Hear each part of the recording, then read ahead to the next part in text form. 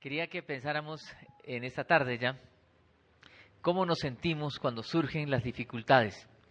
¿Qué reacciones son las que hay en el corazón cuando se presentan dificultades? Se presenta un lío. ¿Cómo reacciona normalmente el ser humano? ¿Cómo reaccionamos? Un problema, ¿qué hacemos? Puede ser con angustia, puede ser como... Hay gente que es muy fresca, ¿no? Pero hay otros, hay un lío y de una, otra vez. Y hay frases como cuando los líos tras líos, uno dice, llueve sobre mojado, decía una persona. Otro decía, tras cuernos, palos, como que más cosas. Y algunos dicen, no, se me vino la racha de la inmundicia, no, como quiera que sea. ¿No le ha pasado que a veces le pasa, no ha salido de un lío y empieza otro? Y después va otro y uno dice, ay, ¿a qué hora? Y uno está pensando, ¿cuándo van a acabar estos líos? ¿Cuándo se acaban los problemas? Y usted dice, cuando llegue vacaciones. Y llega vacaciones y en plenas vacaciones se presentan problemas, ¿cierto? Si se va por carretera, se varó. Si llega al lugar que tenía reservado, no señor, su nombre no aparece, un falla en el sistema. ¿Cómo así? ¿Sí? ¿Sí le ha pasado que a veces las vacaciones empiezan con estrés? Pero hay problemas en la vida, se presentan problemas de todo tipo, problemas pequeños y problemas grandes. Y lo que quiero que pensemos en esta tarde es ver las dificultades de la vida, los problemas de la vida, grandes o pequeños, poder pensar que cada dificultad es una oportunidad. Ahora, no es fácil pensar en esto, porque hay dificultades muy tremendas en la vida. Y pensar que Dios tiene el control y que en todo Él está presente y que todo es parte de su proceso pedagógico con nosotros, no es fácil. Y quiero decirle algo, hay situaciones en las cuales vamos a llegar a entender en esta tierra por qué. Y hay otras que no vamos a saber por qué. Pero de algo sí podemos estar seguros, como hemos cantado hace un momento, que el Señor es fiel. Que en esta aventura de la fe, donde no sabemos qué nos deparará el futuro, sí podemos estar confiados de que el Señor nunca falla. Y hay momentos muy difíciles donde uno dice, yo no entiendo. Trate de pensar, por ejemplo, en Esteban. ¿Se acuerda de Esteban en el libro de los Hechos? Lo apedrearon. No cometió ningún delito. Solo fue fiel. ¿Se imagina qué habrán sentido los padres de Esteban cuando estaban viendo que a su hijo lo estaban apedreando? El libro de los Hechos fue uno de los primeros libros que leí cuando conocí a Jesucristo. Empecé a leer la Biblia. Y cuando empecé a leer el libro de los Hechos y llegó a ese capítulo, recuerdo mucho que se aparece Esteban, la gente se arremete contra él. ¿Sabe lo que estaba esperando sinceramente? Yo estaba esperando que en ese momento que comenzaban a lanzar piedras, yo estaba esperando que lo que seguía después era que de pronto bajaba un ángel del cielo, lanzaba fuego y quemaba a todos esos sinvergüenzas y rescataba a Esteban. Como las historias que uno había escuchado de Daniel en el foso de los leones, ¿cierto? Pero seguí leyendo y le tiraron piedras, y más piedras, y murió. Yo dije, ¿cómo así? Porque uno espera como que toda historia acabe feliz, ¿cierto? Y no, se murió. Y uno dice, ¿y cuál fue el proceso pedagógico de Dios con eso? Lo que quiero decirles otra vez, hay situaciones en esta vida en las cuales llegamos a entender por qué, pero hay otras que no. Pero sí podemos ver a lo largo de la historia de la revelación cómo Dios es fiel y tiene propósitos con todo lo que ocurre en la vida, aunque nosotros en su momento no lo entendamos. Porque somos como niños pequeños a veces, reclamándole al Señor por algo y olvidamos que Él tiene el control de las cosas. Dígame si un niño no diría que su papá es el mejor papá del mundo si a la hora del almuerzo le da chitos y pizza y hay perro caliente todos los días. Pero dele eso al niño y verá que al cabo de un tiempo, ¿qué pasa con el pelado? Se va a estar desnutrido. En cambio, si le doy sancocho, frijoles, ¿cierto? Él va a decir, papá tan malo. Y a veces somos así con Dios, como que no entendemos por qué. Pero piense en esto, por favor. Cada dificultad es una oportunidad para crecer en la vida. Cada oportunidad es una oportunidad para ver el obrar sobrenatural de Dios en la vida. Pero por lo general, cuando surge la dificultad, reaccionamos tan humanamente, con una perspectiva tan natural, tan humana, en vez de allí, en ese momento, pedirle al Señor que nos dé una perspectiva divina de las cosas. Por eso quiero que piensen esto, cada dificultad, cada lío, cada problema, en vez de decir, otro lío más, decir, Señor, ¿qué tienes tú con esto? Y por grande que sea el problema, decirle, Señor, tú vas a obrar en medio de esto. La iglesia primitiva, cuando uno lee el libro de los Hechos, uno va a encontrar que en la iglesia también se presentaron problemas. Y quiero que vaya a Hechos capítulo 6, por favor. Vea los problemas que se presentaron allí y ahora problemas de adentro. Hay problemas internos y problemas externos. Piense en la familia, por ejemplo. Los problemas de afuera, los problemas de adentro. ¿Qué problemas cree usted que son más tenaces? ¿Los de afuera o los de adentro? Ambos, ¿cierto? Algunos dirán los de afuera, otros dirán los de adentro. Yo creo que a veces los de adentro duelen más. Porque quienes más nos aman son quienes más nos pueden hacer sufrir también, ¿cierto? Pero vea lo que dice la Biblia en Hechos, el capítulo 6. Quiero que busque la Biblia. Si usted no tiene Biblia, por favor, levante la mano, le podemos proporcionar una. Y si ve usted que su vecino no tiene, comparta con él, por favor. Voy a leer la Nueva Versión Internacional. Si usted tiene otra, me puede seguir. Pero vea lo que dice. Dice, en aquellos días en que la iglesia estaba avanzando y creciendo, dice, al aumentar el número de los... ¿Es una buena noticia o no? Sí, el número de los discípulos aumentaba. ¡Qué alegría! Pero ¿qué dice? Se quejaron los judíos de habla griega contra los de habla aramea que sus viudas eran desatendidas en la distribución diaria de los alimentos. Hay otra traducción que en vez de quejarse dice otra palabra. ¿Quién la tiene? En vez de quejar, dice murmurar. Exactamente. ¿Pueden imaginar eso? ¿Qué estaba pasando? La iglesia estaba aumentando, los discípulos estaban creciendo. En otras palabras, todo le va bien en la vida a usted, todo está... Y de pronto, problemas. Y cuando surgen los problemas, no se hace esperar la murmuración. ¿Qué es la murmuración? Ese comentario que se hace, ¿cierto? ¿Sí vio? ¿Cierto? Usted puede imaginar, acá dice que el problema era en la distribución diaria de alimentos.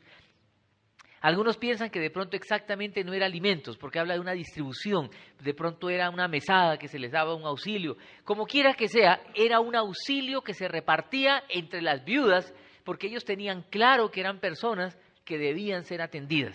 Pero surge un problema en que algunos comienzan a decir, ven que están atendiendo mejor a estas, ven que están atendiendo... Ahora, algunos creen que además de esto, un agravante era el problema del idioma, porque vean, eran personas que por un lado tenían un trasfondo griego y otros que hablaban arameo, dicen. Si hablando el mismo idioma, a veces uno no se hace entender. ¿Sí le ha pasado? Por ejemplo, una vez me pasó algo, en Bogotá, cuando alguien le dice a una niña, estás muy pispa, ¿qué le está diciendo? Que está muy bonita. ¿Usted sabe qué significa eso en Medellín? Si usted le dice a una paisita, ay, ¿cómo estás de pispa? ¿Sabe qué significa? ¿No hay países aquí? En Medellín, pispa es... Katy, ¿qué es una pispa? Ella no es pispa. Aquí en Bogotá, sí, en Medellín no. Una pispa es una fea arreglada. Y yo una vez le dije a una paisita, ay, tan pispa. Me dijo, ay, tan atrevido, ¿sí? Y yo, ¿qué hice? Claro, porque para ella una pispa es una fea arreglada. Estamos hablando del mismo idioma. Pero si se dan cuenta, aquí en Bogotá uno dice un cheque chimbo. ¿Y eso es un cheque qué? Malo. No lo diga en Medellín. Eso es otra cosa, es grosería. Y estamos en el mismo país, ¿sí me explico? ¿Se imaginan ustedes el problema aquí con gente que tenía un trasfondo griego y otros que tenían un trasfondo arameo? Y estaban en el tema de la distribución de alimentos y comienzan a murmurar. Me llama la atención la palabra murmurar porque es la reacción típica de muchas personas, del ser humano, podríamos generalizar ante las dificultades. Recuerden al pueblo de Israel en el desierto. Estaba en el desierto, salió de Egipto, salieron felices y en el camino tuvieron necesidad de comida. Y fueron y le dijeron a Moisés, Moisés, ¿tenemos hambre? No. ¿Qué empezaron a hacer? A murmurar. Y comenzaron, claro, allá teníamos comida en Egipto, nos sacó aquí para matarnos de hambre en el desierto. ¿Sí? ¿Qué se ha creído este tipo? ¿Sí? Tartamudo, sinvergüenza, ¿sí? Murmurar. Dios les da pan. Cuando les da pan, viene otra murmuración. ¿Cuál? Agua primero. ¿Sí? Aquí hay pan a palo seco. Venga, agua de la roca, todo el agua. Cuando ya tenían pan y agua, viene otra murmuración. Solo pan y agua. A pan y agua todos los días. Porque se imaginan ustedes maná todos los días. Yo me imagino torta de maná, sopa de maná, soufflé de maná, maná las finas hierbas, ¿cierto? Maná en todas sus formas y ellos se quejaron, ¿maná? Y comenzaron a murmurar, allá teníamos carne. Y Dios les manda codornices, dice la Biblia, que se les salían por las orejas. Que no dice, uy, qué vasto, qué ordinario. La Biblia lo dice, ¿sí? Pero vean la murmuración, siempre murmurando. Me llama la atención porque en el Nuevo Testamento, cuando uno ve en los Evangelios, escuche lo que dice la Biblia en Juan capítulo 7, versículo 12. Dice así, escuche, había mucha murmuración entre la gente acerca de Jesús. Murmuraban de Jesús. Algunos decían, es bueno. Otros decían, no, al contrario, engaña a la gente. ¿Ven el tema? ¿Ven lo que quiero decir? Cuando el hombre enfrenta una situación inesperada, difícil o lo que sea, comienza la murmuración. El poder hablar, el susurrar en los pasillos y comenzar a opinar una y otra manera. Suele suceder cuando una muchacha universitaria abandona la universidad. En la universidad comienzan a comentar, es que su familia está llevada, no pudo pagar el semestre, se quebraron los papás. Otros dicen, no, se fue porque estaba embarazada, sí la vieron media pipona, embarazó la china. Ya una serie de chismes. ¿Sí ha gozado alguna vez cosas de esas? ¿No? Donde sucede algo y todo el mundo inventa una historia alrededor de eso. Echaron al jefe, al gerente general, lo echaron por ladrón. No, no fue por ladrón, que el puestazo que se consiguió en otro lado. Y no saben al final por qué se fue, ¿sí? Pero surge la murmuración. Aquí también, en la iglesia primitiva, ante un problema que estaban viviendo de la distribución de la ayuda, comienza la murmuración. Lo que quiero decirles es, y quiero que puedan recordar esto, cada dificultad, una oportunidad. Y esta era una oportunidad para enfrentar la murmuración que es muy frecuente en el ser humano, en el hombre, ante las dificultades de la vida. Cuando usted ha pasado un momento difícil, dígame si la gente no comienza a murmurar. ¿Sí o no? Póngase un tapabocas nada más, ya la gente tiene gripa. No, ¿qué tal SIDA? No, ¿qué tal tiene? ¿Sí o no? Súbase a un Transmilenio con tapabocas, la gente ya se le hace. Lo que quiero decir es, la Biblia habla de decir, de hablar con verdad y misericordia. Dice Juan que Jesús era lleno de gracia y de verdad. Por tanto, la gracia y la verdad deben ir de la mano. Muchas veces en Bogotá nos jactamos de la educación y la diplomacia bogotana, pero muchas veces llegamos al punto de no decir la verdad, ¿sí o no? ¿Cómo le quedó el pastel? Delicioso. Y cuando se va, ¿sí? Cosa tan inmunda, ¿sí? Ahora, no estamos diciendo que uno responda groseramente. Hay gente que, en honor a la verdad, es tan escueta y a veces hasta grosera, porque dice, ¿cómo estuvo el pastel? Inmundo, horrible, bote eso, ¿sí? Y el pobre que pasó toda la mañana preparándolo, ¡ay, no vuelvo a hacer un pastel más, ni así sea aniversario, ni lo que sea, ¿sí? Entonces, no es la idea de ser torpes al hablar y herir, ofender. La Biblia habla de que debo ser lleno de gracia y de verdad. Misericordia y verdad, átalas a tu cuello, dice Proverbios. Por tanto, decir la verdad con todo el amor, porque nosotros también queremos que nos digan la verdad con amor, ¿o no? Entonces hagamos lo mismo con otros. Creo que las dificultades son oportunidad para aprender a hablar claro en amor y aclarar las cosas, porque surgen muchas murmuraciones alrededor de cualquier tema, en el trabajo, en la casa o en la iglesia. Y es momento, cuando surgen estas cosas, decir, vea, paremos aquí un momento y hablemos claro, con amor, pero con la verdad. Pero es la oportunidad también de enfrentar la dificultad en unidad. Vea lo que dice el versículo 2. Dice, así que, ¿quiénes? Los 12 reunieron a toda la comunidad de discípulos y les dijeron, no está bien que nosotros los apóstoles descuidemos el ministerio de la palabra de Dios para servir a las mesas. 3 veces aparece en esos versículos palabra de Dios, el ministerio de la palabra, como algo central e importante en la labor de los discípulos, de los apóstoles. Pero vean lo que dice, que los 12 enfrentaron la situación. Quiero que piensen esto, cuando hay dificultades en la vida, es una oportunidad para enfrentarlo en unidad. ¿Sabe qué es lo terrible pensando en el matrimonio y en el hogar? Que cuando llega la adversidad a la familia se divida más bien. Cuando es el momento cuando la familia debe estar más unida. Qué tenaz cuando el hombre jala para un lado y la mujer para otro. Qué bueno cuando están juntos ante una situación difícil, de enfermedad, de necesidades económicas o de cualquier otro tipo. Estar unidos. Los hijos son muy aviones, por ejemplo, para pedir permisos o algo que quieren en sus padres. ¿Se han dado cuenta que cuando un hijo quiere algo va donde la mamá? Mamá, ¿me das permiso? Por ejemplo, un permiso. Y la mamá le dice, no, te va, papá, ¿tú me das permiso? ¿Sí?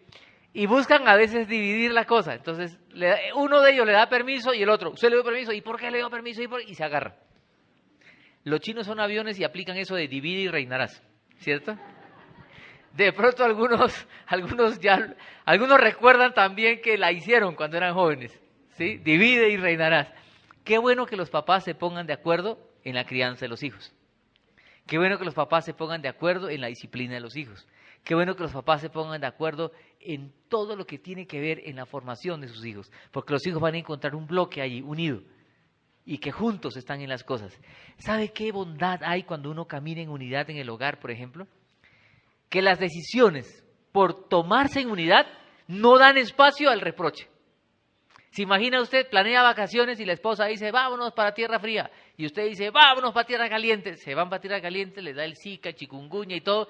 ¿Y qué le van a decir? Le dije, se le dijo, se le advirtió, pero usted es necio, terco, como una mula, ¿sí? Y terminan como las vacaciones más horribles de la vida. Entonces, qué bueno que si lo hacemos juntos y nos va bien, lo hicimos. Y si nos va mal, nos salió mal. Nos dio Zika a todos, bueno, juntos ahí. Pero la unidad en la adversidad es una gran bondad. Vea, y salió la rima.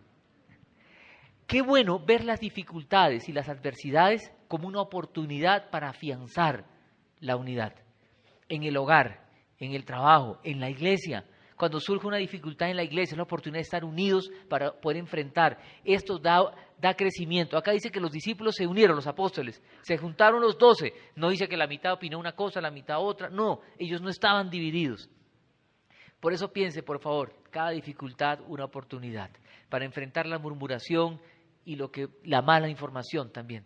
Para enfrentar, para afianzar la unidad. Pero algo más que me llama la atención en el texto, y quiero que siga leyendo el versículo 3, por favor, vea lo que dice. Hermanos, dijeron los apóstoles, escojan de entre ustedes ¿a quiénes? A 7 hombres de buena reputación, llenos del Espíritu y de sabiduría, para encargarles esta responsabilidad. Así nosotros nos dedicaremos de lleno a la oración y al ministerio de la palabra. Otra vez la palabra. Esta propuesta agradó a toda la asamblea y escogieron a Esteban, hombre lleno de fe y del Espíritu Santo, a Felipe, a Prócoro, Nicanor, Timón, anoten porque son opciones de nombres si tiene que buscar nombre para algún niño, a Parmenas y a Nicolás, un prosélito de Antioquía. Los presentaron a los apóstoles, quienes oraron y les impusieron las manos. Es una oportunidad ¿para qué? ¿Qué puede ver usted? Que aquí hay personas que no eran muy conocidas, pero que ahora aparecen como líderes en la comunidad. Ahora trate de ponerse en las sandalias del pueblo, ¿sí? De los discípulos, y ven que escogen a Parmenas, a Timón, a Prócoro, ¿sí? Y los ponen ahí al frente. ¿Usted qué dice? ¿Qué cree que la gente opinaba? Todos estaban, uy, qué belleza de gente la que escogieron. ¿Usted cree que todos estaban así? Yo puedo imaginar a más de uno diciendo, vean a ese, y no me escogieron a mí, pero sí escogieron a ese. Y ese, y ahora estos van a distribuir. ¿Usted no cree que más de uno por ahí pensando, ¿y estos ahora qué? Aparecidos. Lo que quiero que pensemos es que cada vez que se levanta nuevo liderazgo, las personas a veces cuestionan a las personas que se levantan. Este texto nos está mostrando que la dificultad que vivieron fue una oportunidad para que se levanten nuevos líderes asumiendo responsabilidades. Y dígame si no es lo mismo en el hogar. Cuando el papá se enferma o la mamá se enferma, ¿quiénes asumen responsabilidades en el hogar? Pues los hijos. Y les toca. ¿Y eso es malo? No, eso los hace crecer, madurar. ¿A cuántos de ustedes, por ejemplo, les tocó de pronto estudiar en la universidad y trabajar? Y le tocó hacer las dos cosas porque su padre no podía mantenerlos para que estudien solamente. ¿A quién les tocó trabajar y estudiar en la universidad? Levante la mano. ¿Cuántos? Vea, son varios. Y yo les aseguro que muchos de ustedes están con el cuento de, mijito, usted mientras estudia no trabaja porque este papá lo sostiene. Y a usted le tocó diferente. Pues por eso, porque no quiero que sufra lo que yo sufrí. Pero eso nos lo formó, ¿o no? Entonces, ¿por qué lo priva de esa formación y lo vuelve un inútil en algunas cosas de la vida? Lo que quiero decir es que vivimos también una época de tanta sobreprotección que volvemos a los chinos medios inútiles. ¿Sí o no? Entonces, lo que quiero que pensemos es, ante la necesidad, surge la responsabilidad también y la creatividad. ¿Usted nos ha puesto a pensar lo creativo que somos en Colombia ante las necesidades? Usted va por carretera, no hay nadie en el camino y se vara. Y se varan tres o hay un trancón por un accidente. Aparecen los vendedores. Arepitas, empanaditas, gaseositas. ¿Sí o no? ¿De dónde salieron estos? Usted está haciendo una fila y le dicen que tienen que ir, esos papeles no pueden ir cosidos, tienen que ir con un gancho legajador. Y por ahí aparece un man. Gancho legajadores, gancho legajadores. ¿Sí o no? En Colombia somos recursivos. La gente se inventa una cosa, sale con otra. La necesidad da espacio a la creatividad, ya que la gente sea recursiva. Lo que quiero decirles es, en la iglesia debe pasar lo mismo. Creo que debemos siempre estar pensando que ahora que viene, por ejemplo, alma, viene otro alma, vamos a tener 3, de pronto 4 almas en el año. En vez de pensar, otro alma. No, hay más personas que se pueden involucrar, otros que pueden servir. Las dificultades son oportunidades y vean las oportunidades que estamos viendo acá. Es oportunidad para enfrentar murmuración. Es oportunidad ¿para qué? ¿Qué es lo segundo que dijimos? Para la unidad. Es oportunidad ¿para qué? Para levantar nuevo liderazgo. Se levanta un nuevo y algunos dirán, ¿y esto es qué? Tranquilo. La Biblia habla de Felipe, habla de Esteban. De los demás no se mencionan, pero no dudo que fueron una bendición. Además vean las características. Sabiduría, lleno de fe, del Espíritu Santo. Las dificultades son oportunidades para ver el obrar de Dios.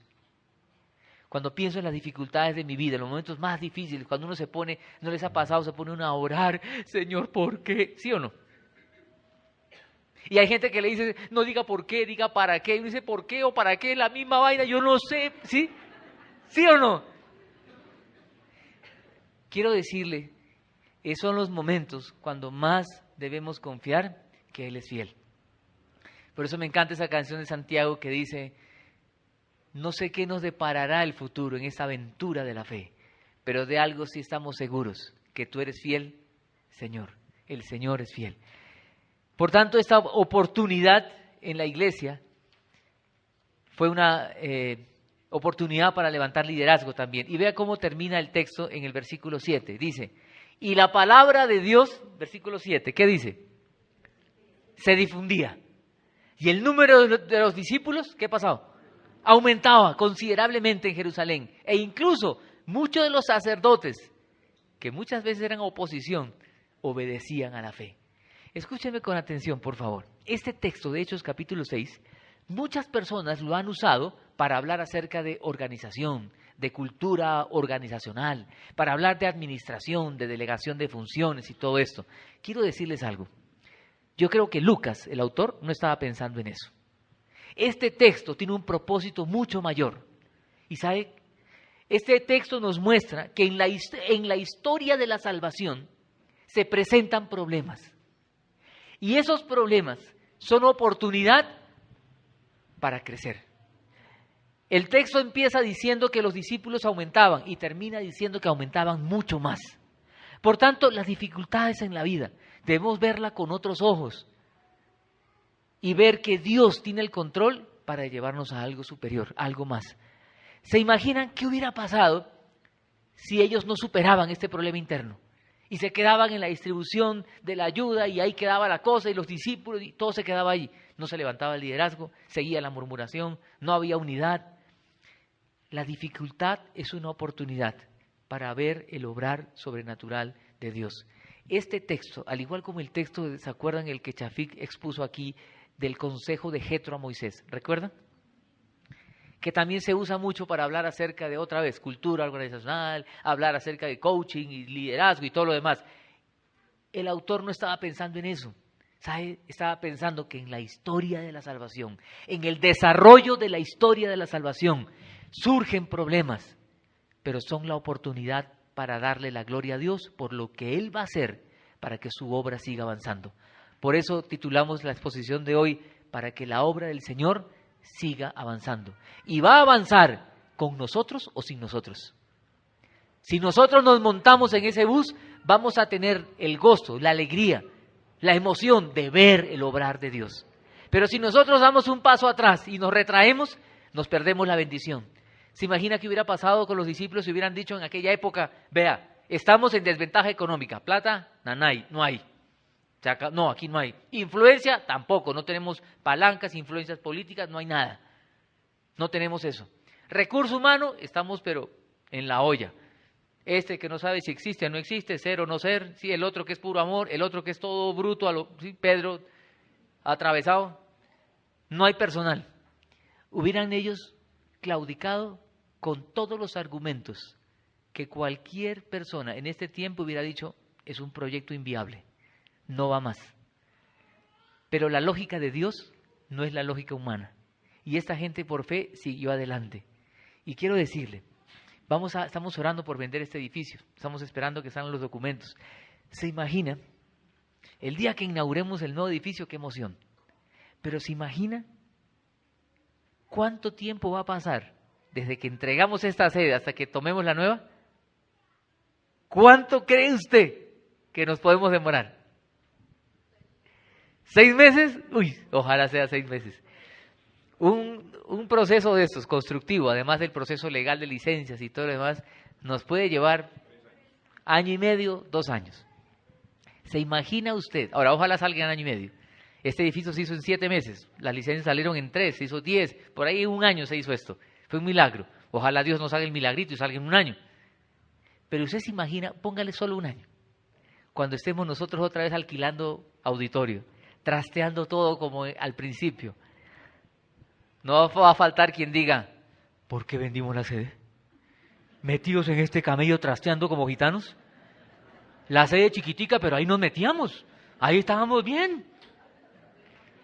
En plena avenida de Esperanza, todo el mundo me veía, el bus me dejaba en la puerta. Ahora metidos allá en el barrio frente a un parque, ¿sí? ¿Usted no cree que habrá eso? Yo sí creo, pero en esos momentos es cuando nosotros tenemos que en unidad decir, estamos avanzando. Y las incomodidades de hoy son para mejorar. Y la alegría, y cuando llegue el día de la inauguración, habrá gente que diga, ¿valió la pena sufrir? ¿Sí? Yo decía que valía la pena sufrir 1 año. El ser humano es complejo. Pero vuelvo y termino con esto. Recuerde esto, por favor. Esa dificultad en la iglesia que se presentó internamente fue oportunidad para enfrentar la murmuración, oportunidad para afianzar la unidad, fue oportunidad para levantar nuevo liderazgo, que fue bendición para la iglesia en aquel entonces, y fue la oportunidad para que la iglesia siguiera creciendo. Yo le pongo algunas preguntas para reflexionar en el bosquejo. ¿Cómo veo las dificultades? ¿Cómo ve las dificultades en la vida? ¿Cómo enfrenta las murmuraciones? ¿Con gracia y verdad? Tercera pregunta, ¿en qué sentido soy proactivo en bien de la unidad? Y por último, sirvo al Señor con los dones, talentos y habilidades que Él me ha dado. Lo que Dios nos ha dado es para ponerlo a su servicio. Es para Él, es para su gloria y su honra, y Él nos va a pedir cuenta. Si estamos pasando un momento difícil, yo quiero animarle a que sean momentos para afianzarnos más en el Señor. Y usted me dirá, ¿pero hasta cuándo? Un amigo una vez me decía algo, animándome, me decía, en un momento difícil, confía que la tormenta pasa y amanecerá. Y es ahí cuando uno dice, ¿pero cuándo? ¿Cierto? Tranquilo, nuestra parte es confiar y hacer lo que me toca hacer. No es que me cruzo de brazos, es que aprovecho lo que el Señor pone delante de nosotros. Como iglesia queremos ser así, como Cada uno queremos ser así, vivir confiando en el Señor, y que la dificultad no se vuelva más bien una oportunidad para que otros nos lleven por otro camino, porque separados de Jesús nada podemos hacer. Cristo murió en la cruz para que la historia de la salvación siga avanzando y más personas le den la gloria a Él. Aprovechemos cada dificultad para volver la oportunidad. Acompáñenme a orar. Vamos a orar, por favor. Señor Padre, gracias por ser nuestro papá. Gracias por amarnos tanto, Señor. Por darnos la vida, la salvación, el perdón. Señor, gracias por la iglesia, por estos 13 años. Gracias por las dificultades que hemos vivido. Unas más duras que otras. A veces hasta las lágrimas. Pero gracias, Señor, porque en todo tú siempre has tenido una pedagogía con cada uno de nosotros y como iglesia. Señor, te damos la gloria. Te damos toda la honra, bendito Señor. Gracias porque tú eres el que ha prometido que no nos dejarás ni nos desampararás. Tú eres el que ha prometido que estará con nosotros todos los días hasta el fin del mundo. Por eso, Señor, seguimos avanzando. Queremos que la historia de la salvación siga avanzando, que más personas te conozcan y superar cada dificultad, porque en ella vamos a ver tu gloria, porque es una oportunidad para ver el obrar sobrenatural de nuestro Dios Todopoderoso. Gracias, Jesús. Señor, te honramos, te alabamos. Yo le pido que siga en oración, por favor. Sigamos orando un momento. Y ahí en oración digámosle al Señor, desde lo profundo del corazón: Señor, ayúdame a ver la dificultad en la vida como una oportunidad para ver tu gloria, para ver tu poder. Señor, perdona nuestro duro corazón que muchas veces murmura y murmura contra ti. Perdónanos, Señor, en vez de murmurar contra ti, queremos esperar en ti, confiar en ti, porque queremos ver tu gloria. Señor, sírvete de nosotros. Ahí en oración digámosle: Señor, sírvete de mí, para que otros también te den la gloria.